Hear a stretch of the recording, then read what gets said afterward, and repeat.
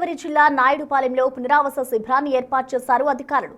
నాయుడుపాలెంలో వర్షాలతో ఇల్లు నీట మునిగాయి. గ్రామంలో గర్భిణి ఇప్పుడు పునరావాస కేంద్రానికి తరలించి వైద్యుల సహాయం అందిస్తున్నారు. తుఫాను తీవ్రత తగ్గేంత వరకు పునరావాస కేంద్రంలోనే ఆశ్రయం తీసుకుంటున్నామంటున్నారు బాధితులు. పశ్చిమ గోదావరి జిల్లాలో తుఫాను తీవ్రతపై మరింత సమాచారాన్ని మా ప్రతినిధి శివసాగర్ అందిస్తారు. తుఫాను ప్రభావంతో భీమవరం రూరల్ మండలంలో నాగిడిపాలెం గ్రామంలో కొంత ఏరియా నీట మునిగిన పరిస్థితి ఉంది. అందులో ఉన్నటువంటి ప్రజలందరినీ కూడా తుఫాను పునరావాస కేంద్రానికి తరలించారు. ఇక్కడే షెల్టర్ కల్పించి మండల ప్రాథమిక పాఠశాలలో వీరికి ఇక్కడే వైద్య సహాయంతో పాటుగా భోజన వసతి కూడా అధికారులు కల్పించడం జరిగింది. అసలు వసతులు ఏ విధంగా ఉన్నాయనే దాని మీద మహిళలు మాట్లాడించే ప్రయత్నం చేద్దాం. అమ్మ, ఏంటి ఇక్కడ అన్ని వసతులు ఉన్నాయి, భోజనం అది ఎప్పుడు వచ్చారు మీరు? 3 రోజులు సార్. 3 రోజులండి. 3 రోజులు బట్టి మాకు సౌకర్యం ఇక్కడేనండి. మాకంతా సౌకర్యం, డాక్టర్ ఉన్నారండి. మేము 3 రోజులు బట్టి ఇక్కడే పడుకుంటున్నామండి. 3 రోజులు బట్టి మాకంతా సౌకర్యంగా చూస్తున్నారండి ఇక్కడ. నేను వచ్చాను, అసలు లోపల ఒక్కదేగా ఉంది, మరి అంతమంది ఎలాగ? మరి అటున్నారు సార్, వెనక్కున్నారు సార్. 2 గదుల్లోనే ఉంటున్నాం. రాత్రి ఇంటికి వెళ్ళిపోతున్నారు? రాత్రి ఇంటికి వెళ్తే ఇక్కడే పడుకుంటున్నాం సార్. ఇక్కడే పడుకుంటున్నాం సార్. అయిపోయింది సార్, దుప్పళ్ళు కాబట్టి తెచ్చుకున్నాం, ఇక్కడే పడుకుంటున్నాం. గర్భిణీ స్త్రీ కూడా ఎవరు ఉన్నారన్నారు?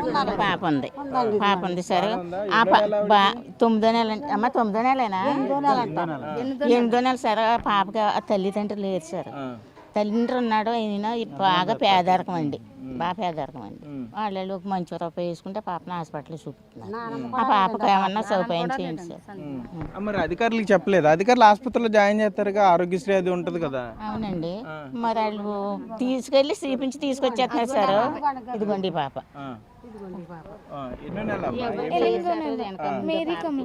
ఎప్పుడు ఇచ్చారు మరి నీకు డ్యూ డేట్?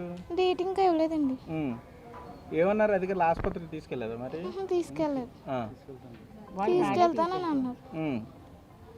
ఓకే, ఎక్కడ భీమవరం హాస్పిటల్లో చూపించుకుంటున్నావా? ఆరోగ్యం బాగానే ఉందా? మందులు ఇస్తున్నారు ఇక్కడ?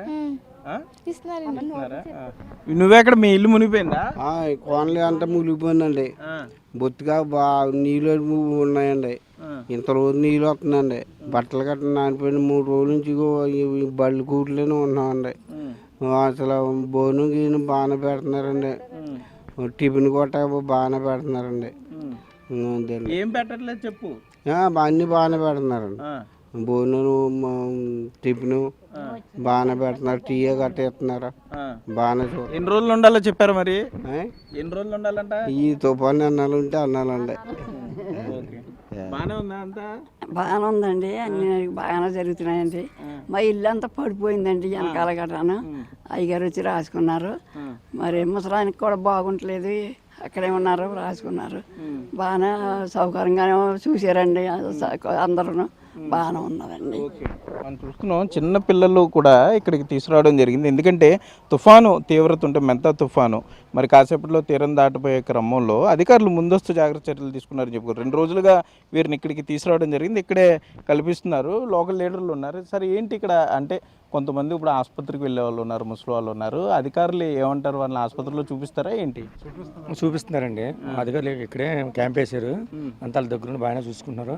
మాకు కూడా బాగా సహకరిస్తున్నారు. ఇందక్కడే ఆర్డీఓ గారు, కలెక్టర్ గారు, మా స్థానిక ఎమ్మెల్యే గారు, తర్వాత మినిస్టర్ గారు కూడా వచ్చి అందరూ కూడా చూసుకున్నారు. మరి వీళ్ళందరికీ రైస్ బ్యాగులు ఇస్తున్నారండి వెళ్ళేటప్పుడు? అంటే తుఫాను సహాయం కింద ఏమన్నా, తక్షణ సహాయం కింద ఏమన్నా అందించారా? రైస్ బ్యాగ్ అన్నీ ఇచ్చారండి. ఇచ్చాం సార్. 10 కేజీలు చెప్పారు సార్. 3,000 క్యాష్ అన్నారు సార్. ఇస్తున్నాం సార్. ఓకే, మనం చూస్తున్నాం ఇక్కడ నాగిడి పాలెం గ్రామంలో అయితే ప్రజలు ఏదైతే ముప్పు ప్రాంతానికి గురైందో వారందరూ కూడా ఇక్కడ మండల పాఠశాలలోనే, ప్రాథమిక పాఠశాలలోనే షెల్టర్ పొందుతున్నారు. తుఫాను తీవ్రత తగ్గేంత వరకు కూడా వీరందరూ ఇక్కడే ఉండిపోతున్నారు. అధికారులు కూడా వసతులు బాగానే చేశారు. ఇన్ఛార్జి మంత్రి గుట్టుపట్టి రవికుమార్తో పాటు కలెక్టర్ నాగరాణి, భీమవరం ఎమ్మెల్యే పులవర్తి అంజీబాబు దృష్టికి తమ సమస్యలు తీసుకెళ్ళడం వారు కూడా తప్పనిసరిగా పరిష్కరిస్తారు. నర్సాపురం ఎమ్మెల్యే నాయకర్ సైతం తుఫాన్ షెల్టర్ కేంద్రాన్ని పరిశీలించారని ఇక్కడ బాధితులు చెప్పే పరిస్థితుల్లోనే. Cameraman Bhagiratha, Sagar, big TV, Nagidipalem గ్రామం నుండి.